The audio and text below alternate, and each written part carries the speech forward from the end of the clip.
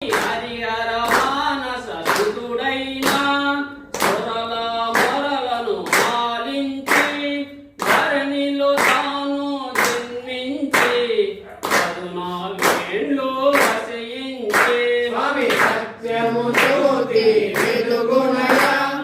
నిత్యము దాని చూడుమయ అరుగున వీరు రారయ్య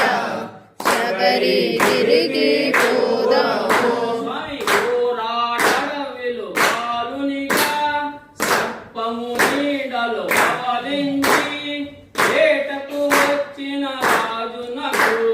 పసిబాలునిగా కనిపించే స్వామి సత్యము జ్యోతి వెలుగుమయ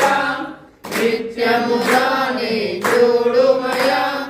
అరుగున వీరు రారయ్య